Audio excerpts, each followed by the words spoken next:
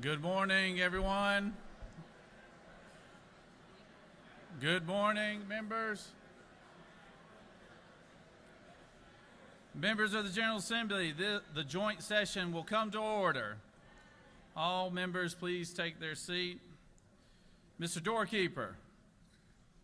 Mr. President, the Honorable Michael P. Boggs, Chief Justice of the Supreme Court, and the Justices of the Supreme Court, along with the Honorable Brian M. Rickman, Chief Judge of the Court of Appeals, and the judges of the Court of Appeals await entrance to the chamber. Thank you, Mr. Doorkeeper. Mr. Doorkeeper, please allow the Honorable Michael P. Boggs, Justice of the Supreme Court, and the Honorable Brian Rickman, and judges of the Court of Appeals into the chamber. The doorkeeper will escort them to their seats.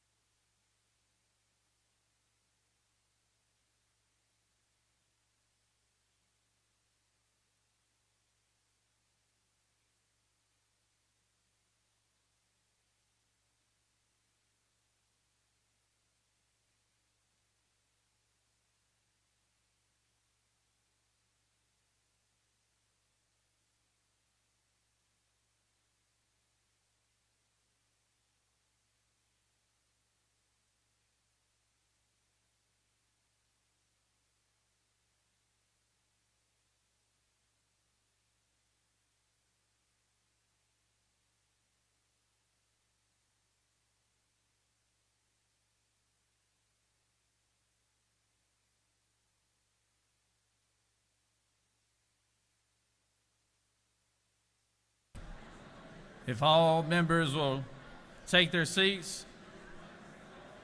If all members will take their seats.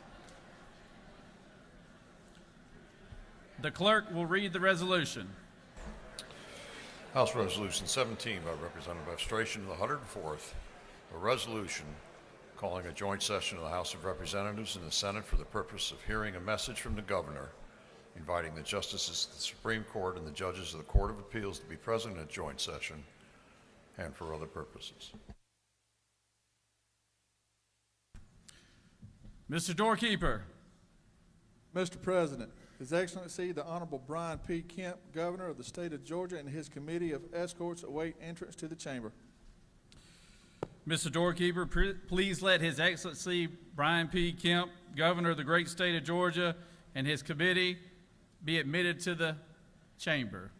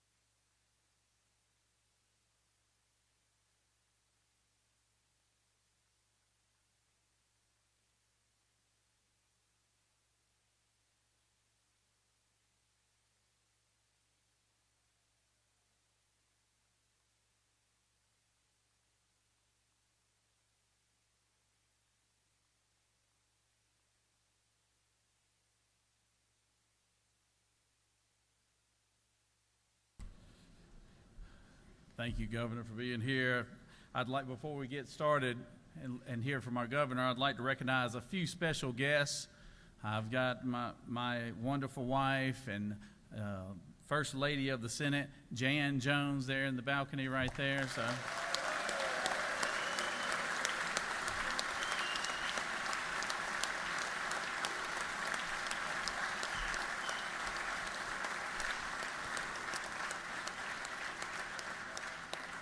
I'd like to recognize the Speaker of this House, brand new Speaker, Mr. John Burns, here too, right here.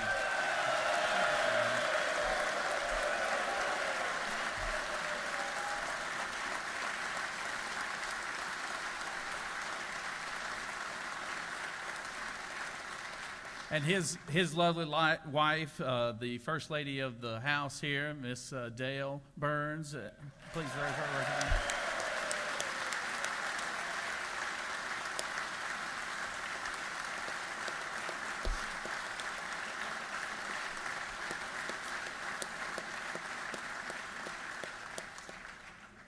And the longtime Speaker Pro Tem here in this chamber, a name I will never forget, Speaker Pro Tem Jan Jones.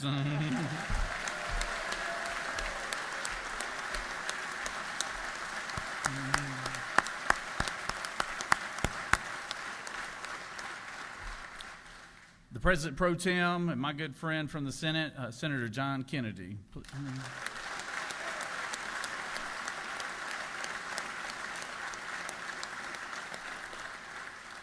And someone who needs no introduction, our First Lady, what a wonderful First Lady she has been, Miss Marty Kemp. Is right here.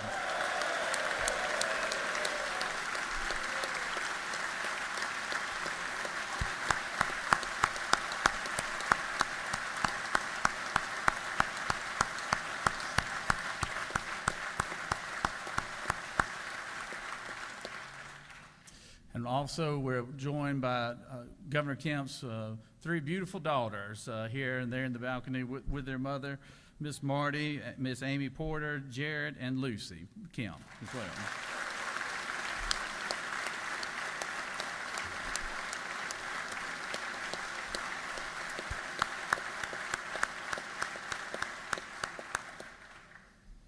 I told the Speaker I would be brief right here, and he was appreciative of that. So, but I do want to say it is a pleasure, it's an honor to be in this chamber beside Speaker Burns and introducing our governor of the state of Georgia, Brian P. Kemp, and also in his second term. It's been a wonderful first 4 years, and I look forward to the next 4 years as the governor serves this state with his steady hand at the helm and his fiscal conservative policies. This state has absolutely reaped the rewards of a $6 billion surplus and a state that is being envied by the entire country.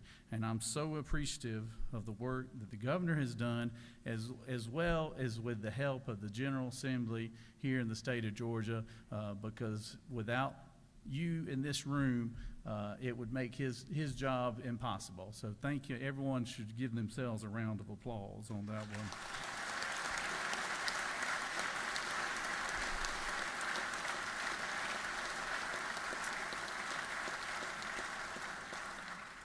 He has kept his focus, laser focus on business development, economic prosperity, child care, health care, and public safety. And I think those are things that he's going to champion in the next 4 years. I look forward to serving alongside you, Governor, and in the next 4 years. And I look alongside serving with you, Speaker Burns, as well. I'd like to congratulate the newly elected officials here in this room today.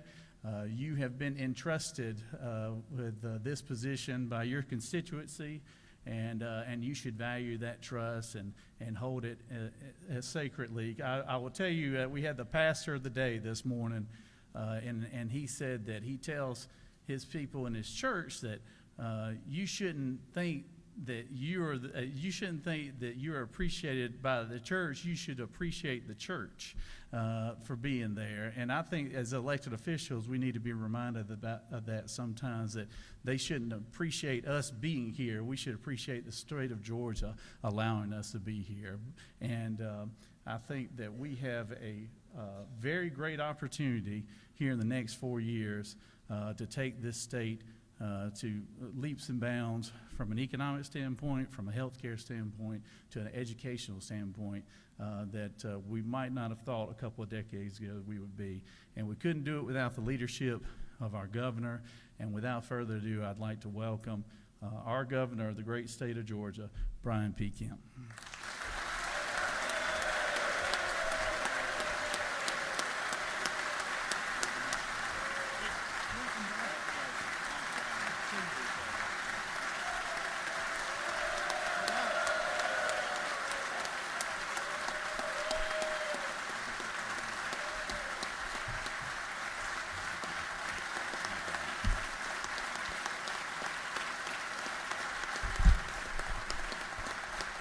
Thank you all very much. Thank y'all so much. Lieutenant Governor Jones, Speaker Burns, President Pro Tem Kennedy, Speaker Pro Tem Jones, members of the General Assembly, my fellow constitutional officers, Mayor Dickens, members of the Judiciary, members of the Consular Corps, and my fellow Georgians. When I delivered my first State of the State address in this chamber 4 years ago, little did we know the unprecedented challenges that were before us. Now on the other side of my first term, we have overcome each of those challenges, and we did it together, and we have risen to the occasion each time that change has come. Speaking of change, each chamber has new leadership than when I first began my term. And I want to congratulate Lieutenant Governor Jones and Speaker John Burns on their elections.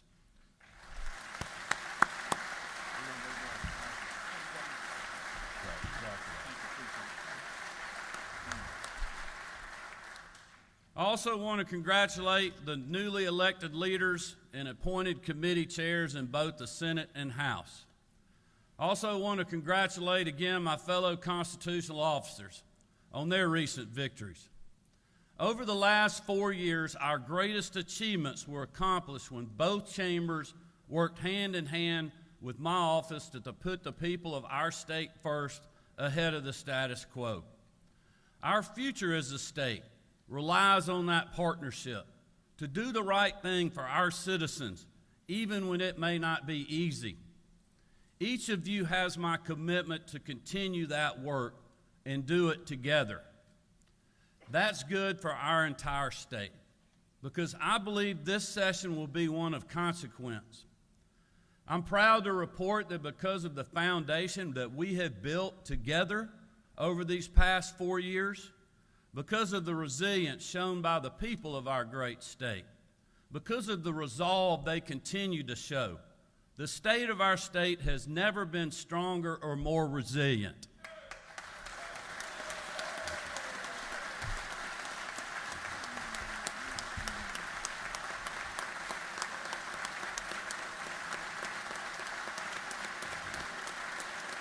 Thank you all.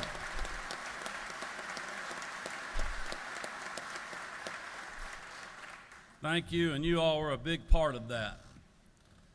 This session, we will not only build on the monumental achievements of the past 4 years, we will set Georgia on a path of greatness for generations to come. This past year in particular was unprecedented for economic success in the Peach State. In less than 365 days, we announced 4 of the largest economic development projects in the history of our state. Those 4 projects alone will bring over 20,000 new jobs and over $17 billion in investment to rural communities across Georgia. Those good-paying jobs are in fields that will define the next generation of manufacturing. And that future will be made right here in Georgia. But we are not slowing down. Just last week, we learned that in the first half of this fiscal year, our top-ranked Department of Economic Development helped announce 17,500 new jobs and more than $13 billion of investment coming to Georgia.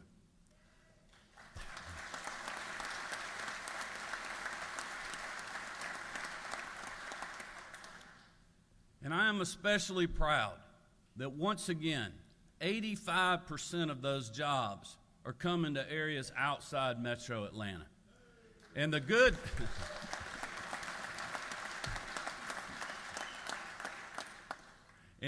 news is our metro areas continue to thrive in this environment as well, with organic growth generated by good policies and a pro-business approach that we have all worked on with our partners in the private sector to create. I want to thank the hardworking men and women of the Georgia Department of Economic Development who helped us bring these unparalleled levels of opportunities to communities all across our state.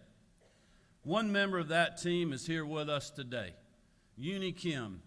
Uni serves as the Director of Korean Investment, and she's been instrumental in bringing literally billions of dollars of investment and thousands of jobs to Georgia communities.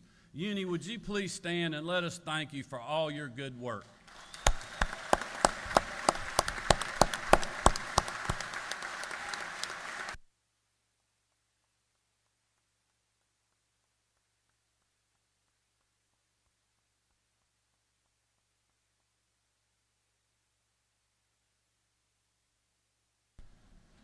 I also want to thank the members of the General Assembly for your contributions to this effort. I cannot overstate how critical your support is when it comes to winning in these competitive environments, while also providing a good return on investment that we will literally see for decades in this state. Thanks to the collective work of those in this chamber, those who came before us, and the local leadership across Georgia, we have been named the #1 state in the country for business for 9 years in a row.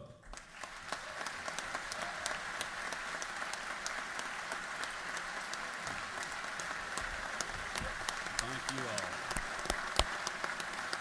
That's pretty good stuff. I love it.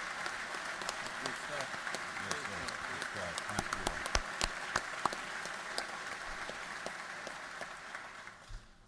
But despite all we have achieved, there's a growing risk to that #1 status, the need for more workers, and quality homes where they can raise a family in the same community where they work. This year, the budgets I presented to you make significant steps in addressing both issues. We are putting precious state dollars where our priorities are, including every level of education to grow a generation of highly skilled workers. In fact, between both budgets, we will devote an additional $1.9 billion to education and fully fund the QBE formula. We are expanding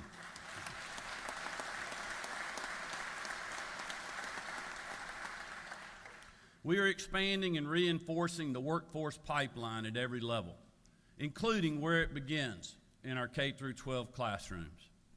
Hard-working teachers are the most impactful elements of the pipeline. We're fortunate to have one of them here with us today. She's a first-grade teacher from Hayhauer Elementary School in Lowndes County. During the pandemic, like so many others who served our classrooms, she went above and beyond for her students. Lauren Blair, will you please stand and let us thank you and your colleagues for all your great work.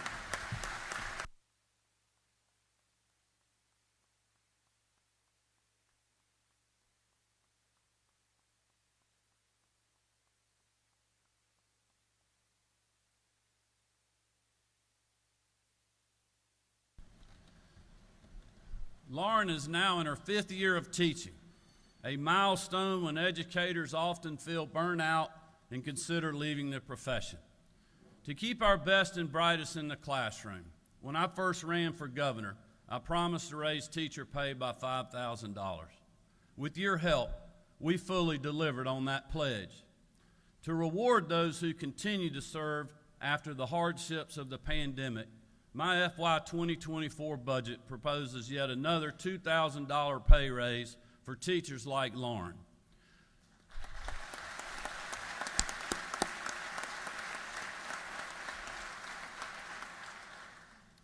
While some politicians have continued to grumble about teacher pay in Georgia, I would like to share the facts. In total, we will have given hard-working educators a $7,000 pay raise in just 5 years. No other General Assembly or governor will have raised teacher pay by so much, so quickly in state history. And I want to thank you all for your support of that.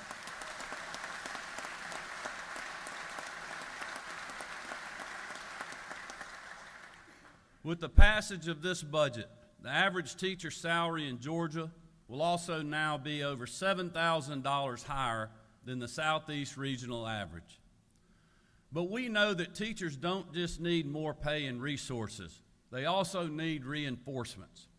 That's why I'm furthering the teacher workforce pipeline measures we put into place during my first term. Through the certification grants that will help paraprofessionals become teachers. With this one investment, we will add close to 5,000 new teachers to our education workforce.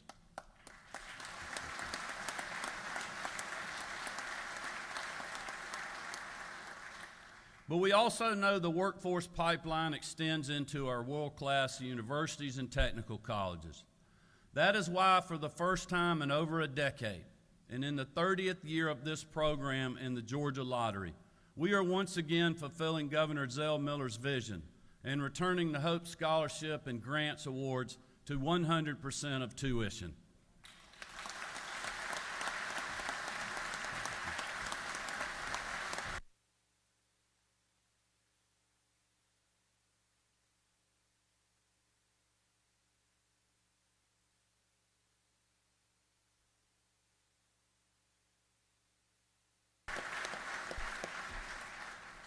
Today we're joined by one of the students and future workers who has benefited from Governor Miller's legacy and the support of this General Assembly.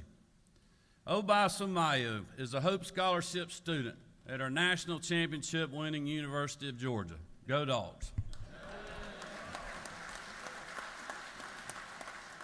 He is a first-generation college student and the oldest of 5 children.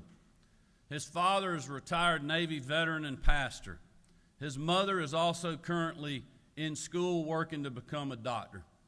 By covering 100% of tuition, a policy long worked on by members of both sides of the aisle, a student like Obai will receive roughly $1,000 in additional financial assistance in the coming school year. Obai, will you raise and let us wish you continued success? Thank you for being with us today.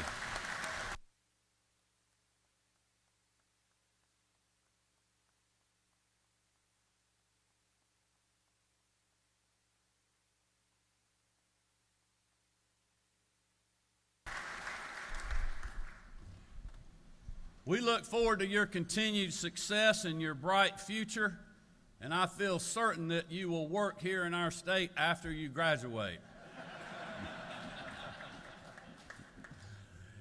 We will also continue to focus on apprenticeships, dual enrollment pathways, and degrees aligned with the needs of job creators to grow our talent pipeline. But where will students like Obai and those who Lauren teaches live when they get into the workforce? Because of our efforts, there is greater opportunity in literally every zip code in Georgia. But many of those communities struggle to provide adequate workforce housing. But transformational projects, good paying jobs, and new investments are worth little if there aren't options for hard-working Georgians to live where they work. We're talking about the people who are teaching our children, keeping our community safe, who provide life-saving support in times of trouble, and those who make the goods and provide the services that make a community such a great place to call home. That's why I'm creating the Rural Workforce Housing Fund, enabling the state to partner directly with local governments to develop sites across the state for workforce housing. I'm also eager to see solutions that will come from others over the next few months regarding this issue. As hardworking Georgians find opportunity in the quality housing that comes with it, they also deserve to live, work, and worship in safety.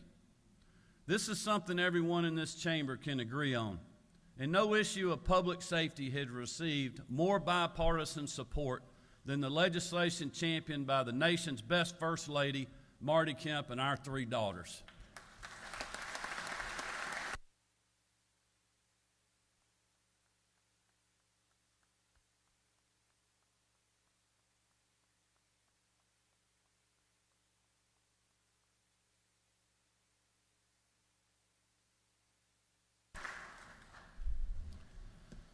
Working alongside partners on the Grace Commission like Speaker Pro Tem Jones, Attorney General Chris Carr, the GBI, and others, they have helped make Georgia a hostile place for traffickers and a safe haven for victims. Marty and her partners have worked tirelessly to make Georgians throughout the state aware of this evil industry. Thanks to that good work, lives have been saved, children have been removed from dangerous situations, and offenders have been put behind bars where they can no longer make victims of the innocent. I'd like to ask Marty, our girls, and the others representing the Grace Commission to stand so we can thank you for your good work.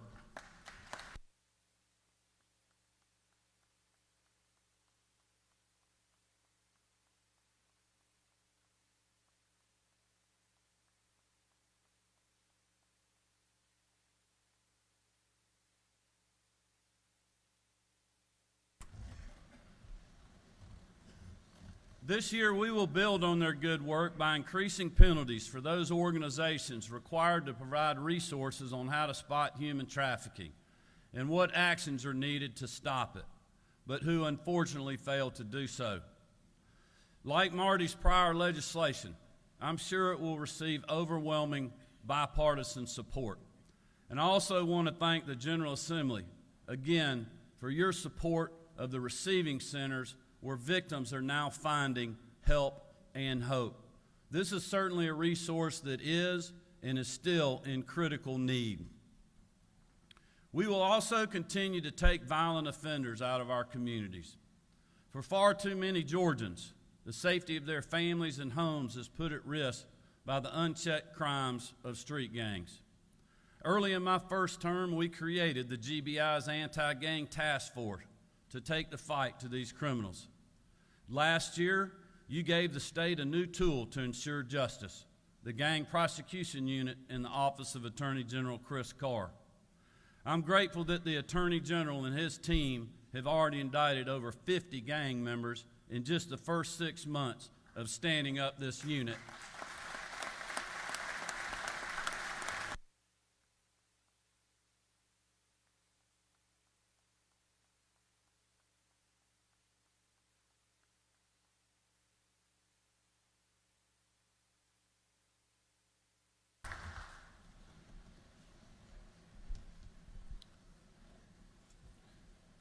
And they have more on the way. Where local district attorneys are unwilling to confront these violent offenders, the Gang Prosecution Unit will.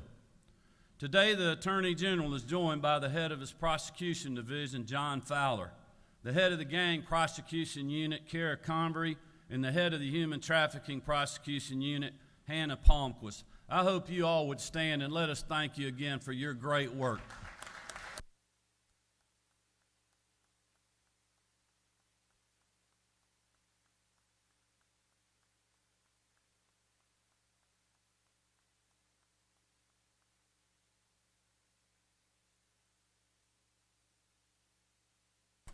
We have made great strides in curbing crime, but now this fight is entering a new phase, and law enforcement needs your help to continue to achieve success.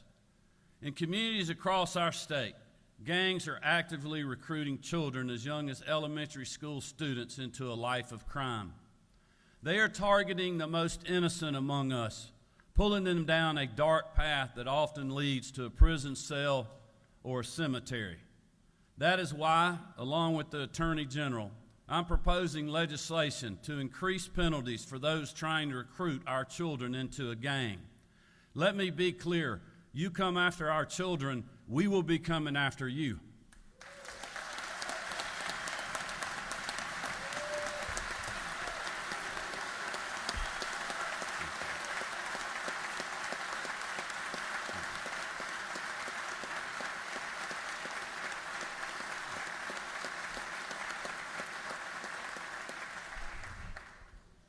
I know Lieutenant Governor Burt Jones and his team are also actively working on the broader issue of gang violence, and we look forward to partnering with them on these efforts.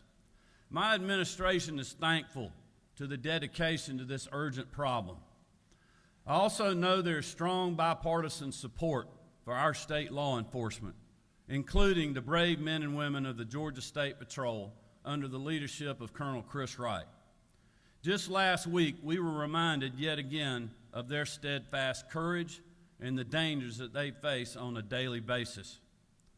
While helping clear the site of the future Atlanta Public Safety Training Facility of militant activists, a trooper was shot without warning or just cause. He was rushed to the hospital, endured multiple surgeries, and days of severe pain, which he is still in. But like all troopers, he has refused to quit.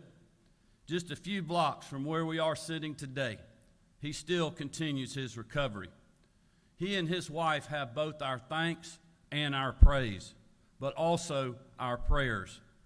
I had the chance to meet with him earlier this week, and his resolve continues to be strong, but he continues to need our prayers.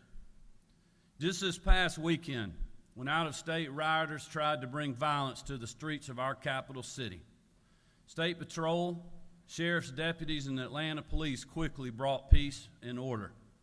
That's just the latest example why here in Georgia, we will always back the blue.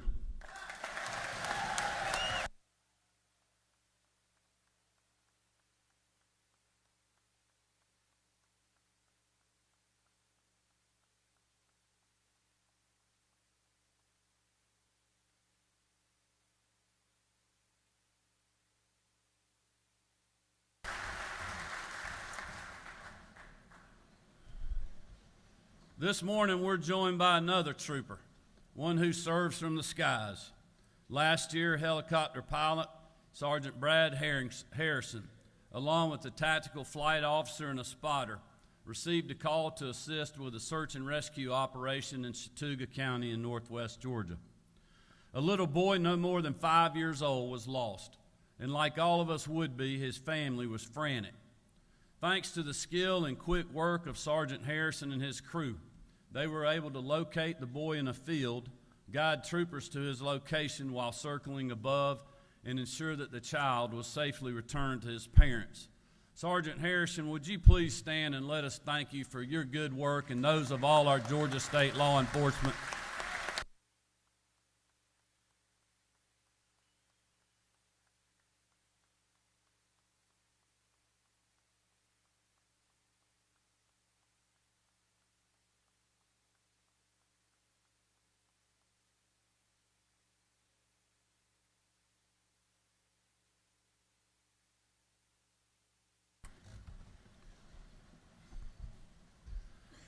These and other public safety officers on both the state and local levels are our unsung heroes we don't always hear about, because their acts of service are given without expectation or reservation. In light of this past weekend's events, when men and women in uniform are putting themselves in harm's way and literally in the line of fire, you can imagine their frustration when one of these criminals ends right back out on the street in a matter of hours, just to terrorize those streets further. I appreciate that a Fulton County judge denied bond to 4 of the 6 rioters arrested last Saturday and gave the other 2 bonds of over $355,000, along with 24-hour curfew and ankle monitors.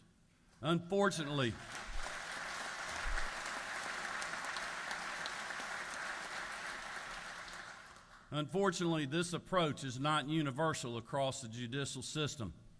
While some may not take this issue seriously, I can assure you that I do.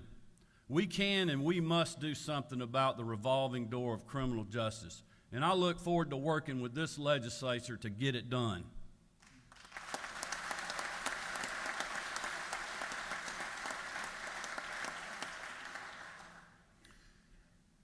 But in addition to our public safety officers, we're also grateful for our healthcare heroes. And simply put, we need more of them. Right now, there are 67 counties with less than 10 physicians, and Georgia's need for more nurses is well documented. That's why I'm proposing over $4.5 million in loan repayment programs to grow the number of healthcare workers in Georgia. I'm also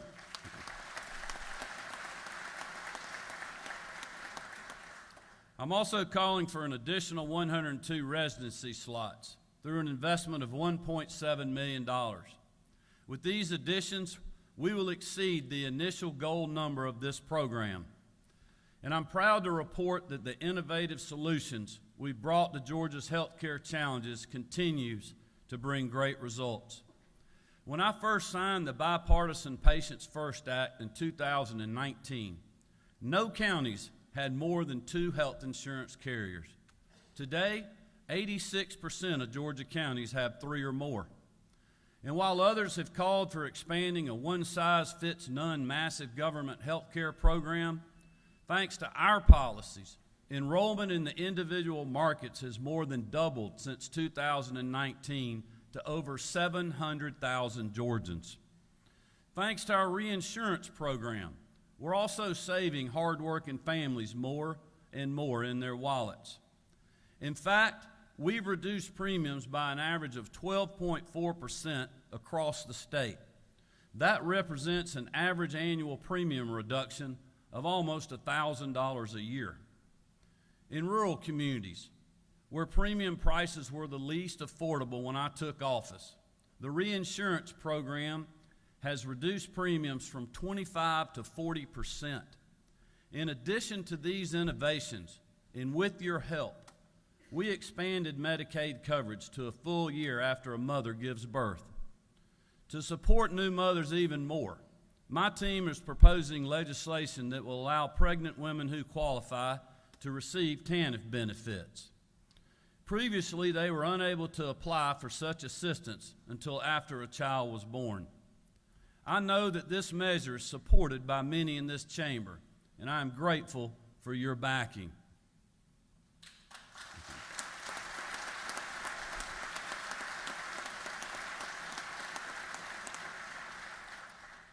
Since 2018, our state has spent over $15.3 billion on Medicaid, with a 9% increase in spending over that time.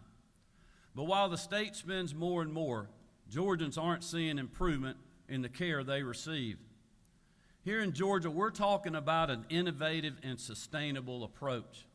The Georgia Pathways to Coverage program was negotiated in good faith with the federal government so that we could expand access to health insurance for those who need it the most, while also sustaining the quality of coverage. But it was the Biden administration that delayed its launch for over a year, until thankfully a judge threw out their biased objections to this innovative approach. Those are the facts. When it comes to health care for hardworking Georgians, the Biden administration would rather play partisan politics than get people insured and lowered cost. Folks, we don't have time to wait on Washington, and I don't have much patience for D.C. posturing.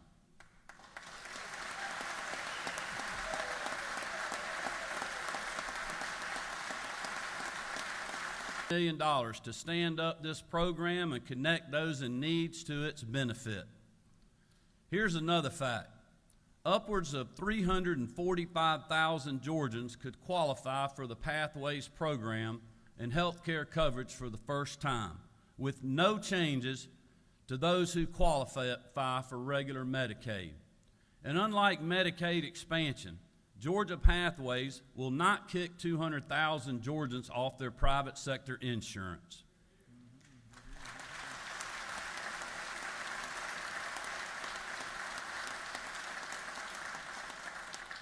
In our state, we want more people to be covered at a lower cost with more options for patients. And I'm proud to say that both Georgia Pathways and Access accomplish that goal. During this legislative session, I want to encourage the men and women throughout this chamber to consider not just the Georgia of today, but the Georgia of generations from now. You know, speaking of generations, I gotta be careful about how I say this, but I also just wanted to recognize my mom, Ann Cabness, who's here today. Mom, we love you.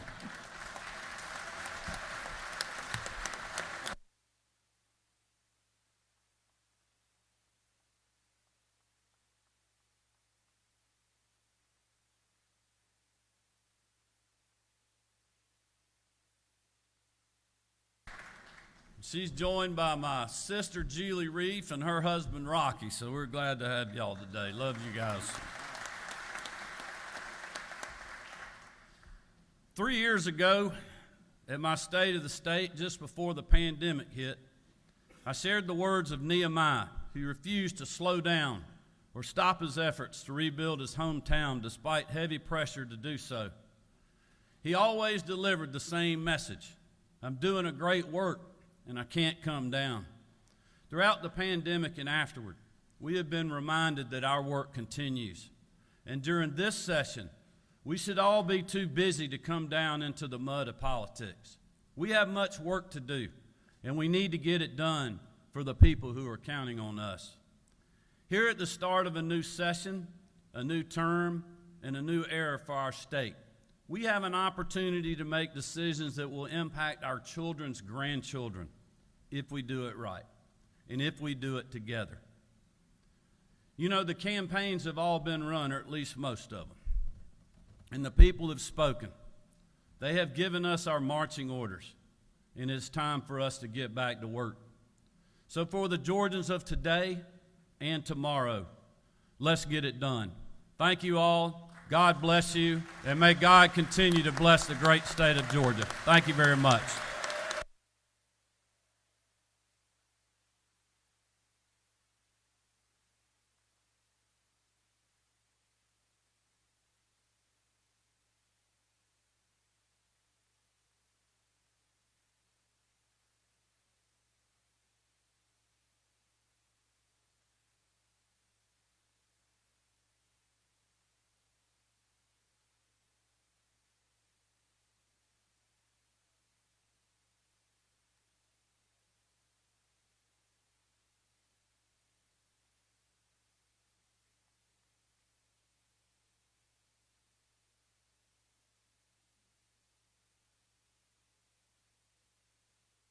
Thank you, Governor. Very well done, and thank you, members of the General Assembly. Mr. Doorkeeper, will you please escort the governor and his distinguished guests from the chamber at this time?